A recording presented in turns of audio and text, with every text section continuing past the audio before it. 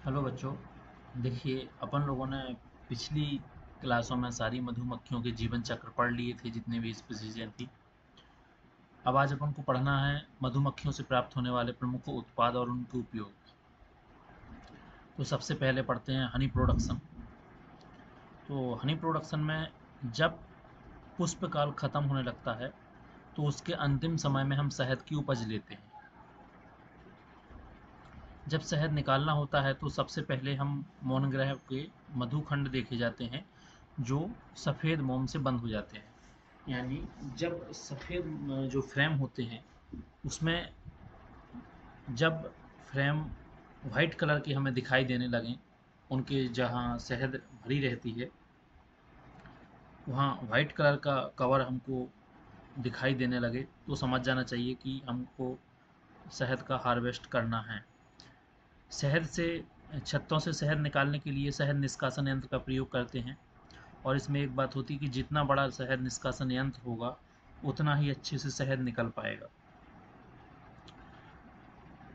इसके आगे देखते हैं कि सुपर चैम्बर और ब्रूड चैम्बर के बीच में हम जब शहद निकालते हैं तो उसके एक दिन पहले बी स्केप जाली लगाते हैं। यह बी स्केप जाली प्लास्टिक की भी हो सकती है और लोहे की भी हो सकती है, स्टील की भी हो सकती है।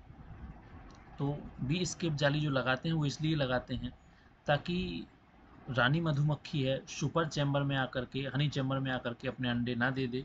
अगर अंडे दे देगी तो हमारा शहद है वो बेकार हो जाएगा और मधुमक्खी के अंडे भी बेकार हो जाएंगे।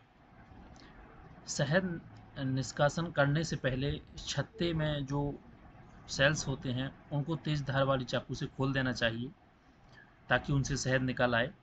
और जब हम शहद निष्कासन यंत्र में फ्रेम को लगा देते हैं तो 150 चक्कर प्रति मिनट के हिसाब से हमको घुमाना चाहिए ताकि शहद अच्छे से निकल आए।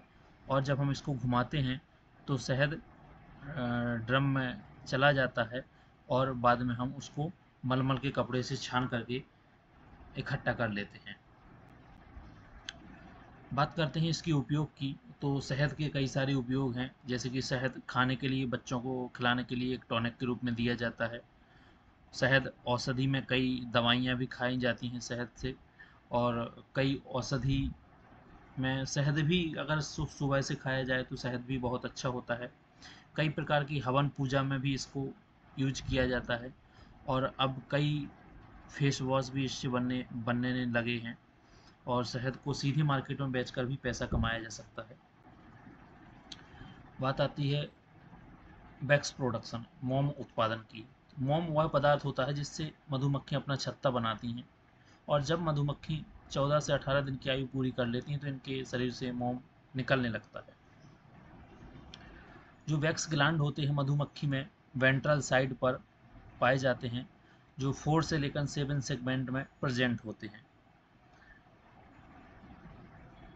यह जितनी भी स्पीसीज होती हैं हमारे भारत में, जितनी भी स्पीसीज हैं, सारी स्पीसीज के इसी ग्लैंड से, यानी जो वैक्स ग्लैंड है उसी से मोम निकलता है।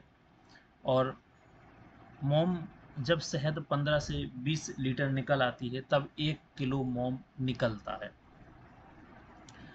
अब देखते हैं मोम के उपयोग। तो मोम के उपयोग है जो बेटा, वो कई प्रकार की मोमबत्ती बनाने में मोम का उपयोग किया जाता है।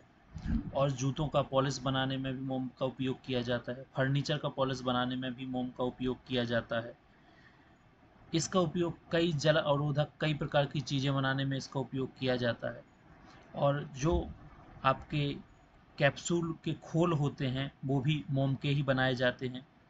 कई प्रकार की कोल्ड क्रीम भी मोम की बनाई जाती हैं। और वैक्स सीट जो मोम की है होती है, जो मोम की ही बनाई जाती है। और लिखने वाली स्याही होती है जो भी मोम की बनाई जाती है। बात करते हैं मधुविष का। तो मधुविष का उत्पादन श्रमिक मधुमक्खियों के शरीर की विष थैली से होता है। और नई श्रमिक मधुमक्खियों के शरीर में कम मात्रा में विष होता है। एक मधुमक्खी के शरीर में, एक जो वर्कर्स मधुमक्खी होती है एपिस मेलिफेरा में, उसमें 0.03 मिलीग्राम जो विष पाया जाता है। और श्रमिक मधुमक्खी का डंक उसकी विष थैली से जुड़ा होता है। इसके उपयोग क्या हैं?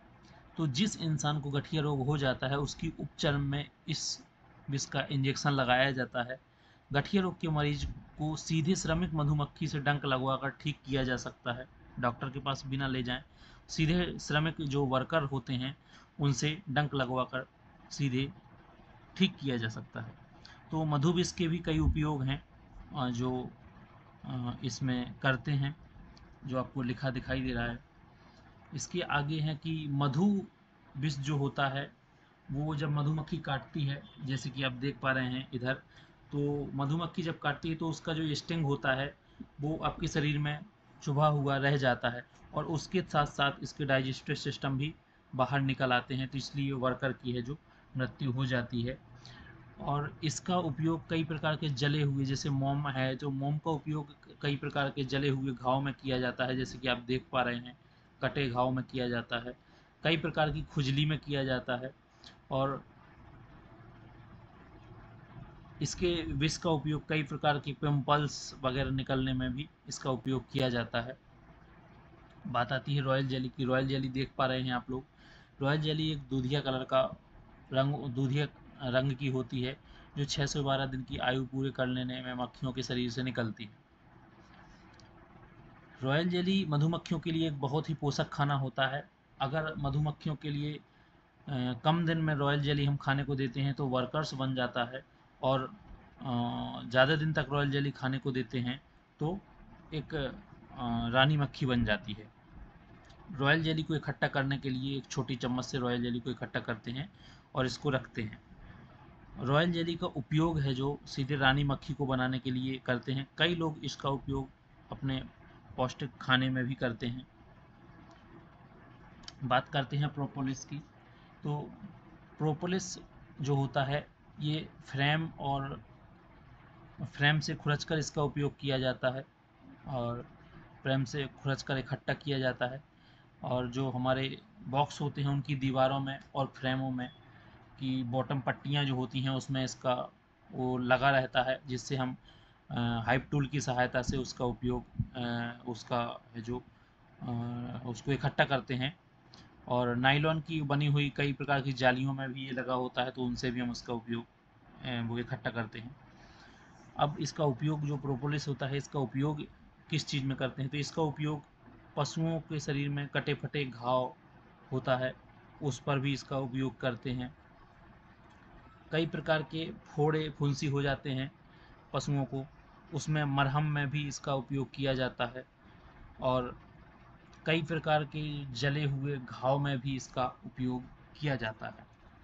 तो मधुमक्खियों से इतना उत्पाद हमको मिलता है, आपने जो देखा होगा।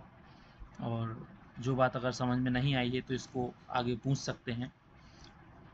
तो ठीक है बच्चों।